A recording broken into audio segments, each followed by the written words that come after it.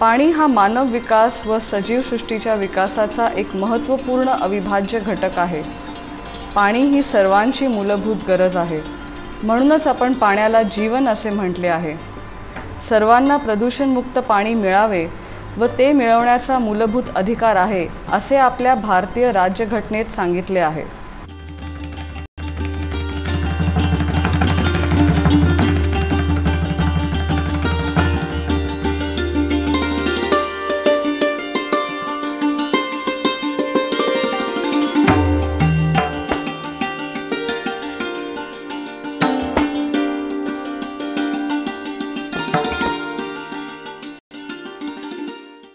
पाणी हा सर्वांच्या विकासाचा आवश्यक घटक असून सुद्धा आज पाणी हाच सर्वांपुढे मोठा प्रश्न बनलेला आहे। त्यातच महाराष्ट्रात सतत गेल्या 4 ते 5 वर्षांपासून ठिय्या मांडून बसलेल्या दुष्काळाने तर पाण्याच्या प्रश्नाला खरोखरच एक रौद्र रूप दिले आहे।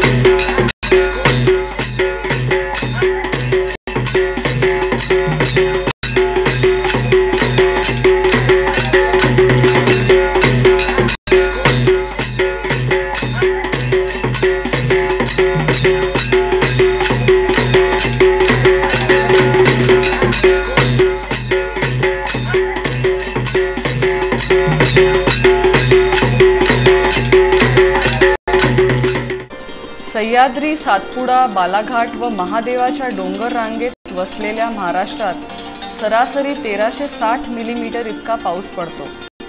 महाराष्ट्रात वैनगंगा, पैनगंगा, तापी, नर्मदा, गोदावरी, कृष्णा आणि कोकणातील पश्चिम वाहिनी नद्या या महत्त्वाच्या नद्या आहेत। या व्यतिरिक्त 380 लहान मोठे नदीखोरे असून सुद्धा महाराष्ट्रात पाण्याचा प्रश्न भीषण बनला आहे।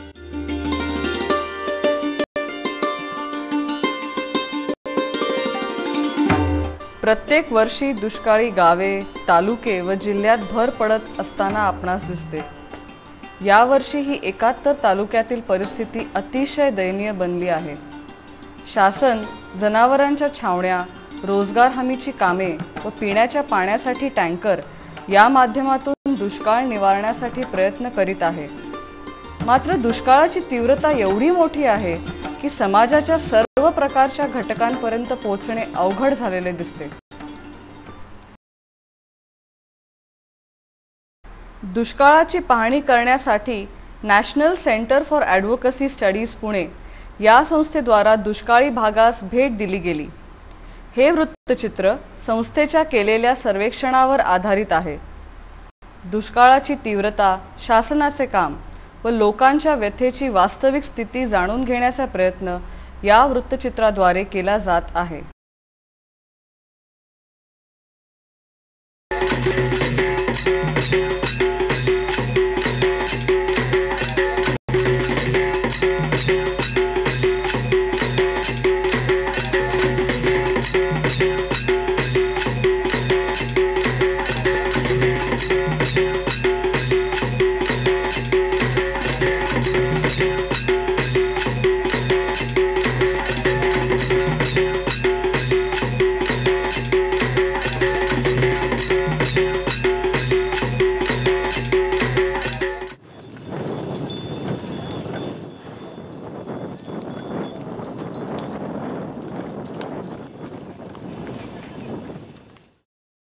पशुधन हे ग्रामीण जीवनाचे अविभाज्य अंग आहे।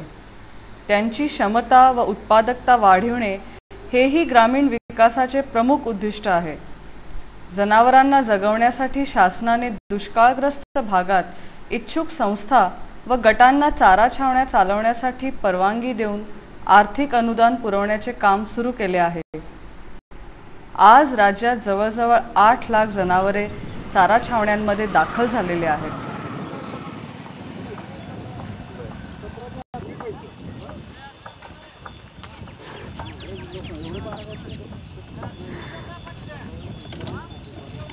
पण या छावण्यांमधील जनावरांची नेमकी अवस्था काय? अपुऱ्या सोयी सुविधांमुळे जनावरांच्या आरोग्यावर जबर परिणाम झाला आहे। पुरंदर तालुक्यातील पारगाव या चारा छावणीमध्ये साधारण 2000 जनावरे आश्रयाला आली आहेत। प्रत्येक जनावरासाठी 10 किलो सुका चारा दिला जातो। तो चारा अपुरा असल्याचे शेतकऱ्यांनी सांगितले. लागतो नाही कमी पडतो पण विलाजच काय करायचं तरी पडला तरी काय घरून आणावं. चारा जास्त मिळावा म्हणून अशी काही मागणी आहे का? चारा आम्हाला ते पहिल्याप्रमाणे 15 किलो मिळालं तर आमचं व्यवस्थित होईल. आणि पेंड एक अर्धा किलो आता यांना त्यांनी वरून केल्यामुळे ह्यांना पण ते करावं लागतं. 1 किलो पेंड आणि 15 किलो चारा मिळालं तर सर्वांचे समाधानी. म्हणजे चारा मिळत नाही, पाणी मिळत नाही. पाणी सुद्धा आज उरुळीहून आणतोय आम्ही, उरुळी कांचनवरून. ऊस नानकानगावहून आणतो, म्हणजे इथून 60 किलोमीटर जवळ. ही वैरण आणली ती बारशिवून आणली. तेवढ्या लांबून चारा आणि पाण्याचं आता साधारण 12 किलोमीटरहून सुपई तिथून काही वेळेस आणलं. पण आता सध्या तिथं बी पाणी अपुरं पडलं. त्या जाणा शिरसा योजना आहे त्या बी टाकीत पाणी नाही. आता इथेच आसपास 7-8 किलोमीटरवरून साचलेल्या विहिरी आहेत. त्या विहिरीमधून मग 3-4 पुढं एखादी विहिरी 5 टाके गावतात, एखादी विहिरी 4 टाके गावतात. तर अशा हिशोबाने त्या विहिरींचं जमा करून आणतो पाणी. पाण्याची थोडी टंचाई पडते तसं म्हणलं तर. कधी 15 रुपयाचं पाणी बंद होत आहे, कधी चालू होत नाही. आणि मग लांब लांब पळावं लागतं या पाण्यासाठी. कुठं पळायला लागतं? इथून फक्त आमच्या गावापर्यंत जावं लागतं पाणी. इथनं तर 2-4 किलोमीटर जावं लागतंय आम्हाला. आणि मग इथून नाही तर राजुरी, कुठं ते राजुरीच का तिकडं नाजर तिथपर्यंत पाण्याला जावं लागतंय. पाण्याचा लय त्रास आहे आम्हाला. प्यायचं पाण्याची काय व्यवस्था तुमची? प्यायचं पाणी हीच की, मग प्यायचं बी प्यायचं आणि चित्राबाचं प्यायचं. आम्हाला एकच पाणी की. 15 रुपयाचं पाणी आलं छान आहे. आता नळाच पाणी चालू झालं तर बरं आहे, पण असं पाण्याची लय टंचाई आहे. मग साधारण किती माणसं पाणी आणतात दिवसातून? आता किती माणसं पाणी आणतात म्हणलं तर 200-300 लिटर पाणी लागतंय आमच्या चित्राबाला. मग एका चित्राबाला किती? एका चित्राबाला तरी 200-250 लागतेच म्हणायचं. अहो पण धुयाचं प्यायचं आता माणसासकट म्हणलं तर एक चित्राबाचा एका माणसाचा 80 लिटर पाणी लागतं. 80 लिटर पाणी. नाही पिण्यासाठी जर्सी गायला 80 लिटर पाणी लागतं. धुवायला कुठं जायचं?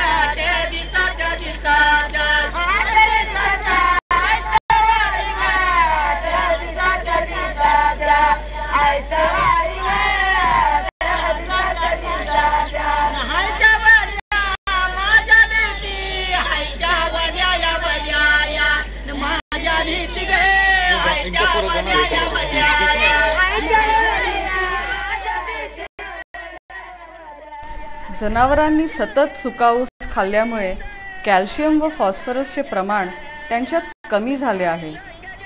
छावणी चालकांना चारा वाढवून देणे परवडत नाही. चारा जवळपास उपलब्ध होत नाही आणि शासन वेळेवर अनुदान सुद्धा देत नाही. या सर्व बाबींमुळे छावणी चालक कात्रीत सापडला आहे. या चारा 850-900 रुपये टनांनी जागेवर बसतोय. 900 रुपये टनांनी जागेवर बसतोय. आम्हाला तिथं आणायला आम्हाला 400 रुपये तोडून आणायला खर्च येतोय. 8-9-4 1300 रुपये जातात. इथं चारा आणल्यावर मोर 3ऱ्या दिवशी आम्हाला वाटायला येतोय. काल तोडला, आज आणला, उद्या वाटला, तर ह्याच्यात पुन्हा 1 टना मागं 200 किलो घट येते. तर 800 किलो चारा 1400 रुपयात बसतोय. साधारण 1 रुपया 60-65 पैसे किलो चारा बसतोय. आणि सरकारचं अनुदान 20 रुपये. त्याच्यातून जर आम्ही 12 किलो दिला तर 17-18 रुपये ते चाऱ्याला जातात. पेंड इथं आम्ही अर्धा किलो देतोय. ती पेंड आम्हाला साधारण 5 रुपये 60 पैसे किलो बसते. ते अर्धा किलो पेंड देतोय. किती असायला पाहिजे असं म्हणायचं? आमच्या अंदाजाने जे 25 रुपये पहिला पूर्वीचा होता ते 25 रुपये ठीक होतं. ज्यावेळेस 25 रुपये होतं त्यावेळेस चारा आम्हाला कमी भावात मिळत होता. पाणी उपलब्ध होतं. आज पाणी उपलब्ध नाही. आता 22 फेब्रुवारीला अनुदान दिले ते आज मिळण्याची शक्यता आहे. 22 फेब्रुवारी म्हणजे आता 8 गेली, हे मार्च बी संपत आला. म्हणजे पूर्ण त्यामुळे काय परिणाम होतो? परिणाम चाऱ्याला परिणाम नाही, पण आमचे क्रेडिट खराब होते. आम्हाला 15 दिवसांनी द्यायचं जे कबूल केलेले लोकांना ती 25-25 दिवस त्यांना पैसे देता येत नाहीत. अडचण म्हणजे शासन आम्हाला बिलं देत नाही, एवढं आम्ही अडचणीत आणले शासनाने आम्हाला. 2-2.5 महिने जर बिलं देत तर आम्ही शेतकऱ्यांनी बिल कुठलं घेणार कुठे? म्हणजे कधीपासून बिल थकलंय असं? आता आमचं 2 महिने 10 दिवसाचं बिलच मिळालं नाही आम्हाला. 2 महिने 10 दिवस हां, बिलच दिलं नाही. त्यासाठी काय बाकी शावण्यातले कसं होते त्यांचं जरा होते अजिबात, पण आमचं दुरामुळं फिटीमुळं ह्याच्यामुळे आमचं अजिबात अटक होत नाही. मग तुम्ही कसं भागवता हे सगळं? मग आता काय उचलं काय करणार आम्ही? समजेत नाही 5 लाख रुपये उचललं ॲडवाईस आणि आम्ही 10 लाख रुपये एका बँकेत केलं, त्यातलं 7 लाख रुपये दूधवाल्यांचं वापरला आम्ही आतापर्यंत. 3 लाख रुपये आमचं कांद्याची लोक ती घातला. आता इथं कुठं आवड परिस्थिती होणार आहे? शासनाने बिल वेळेवरती दिलं आणि पहिलं कसं 30 रुपये दिलं होतं शासनाने, ते पण कपात केली. किती देत आहेत आता? आता 15 रुपये 20 रुपये सुद्धा पण देत नाही त्यांच्या नियमाप्रमाणे.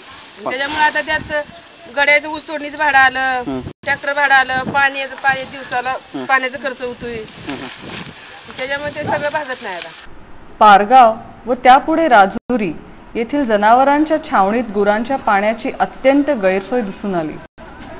पाण्याचा टँकर विहिरीत टाकून गेल्यावर पाण्याचे न्याय्य वाटप होतेच असे दिसून येत नाही. प्रत्येकाला पाणी मिळवण्यासाठी चढाओढ करावीच लागते. जो सर्वात बलवान त्यालाच पाणी, अशी अवस्था दिसून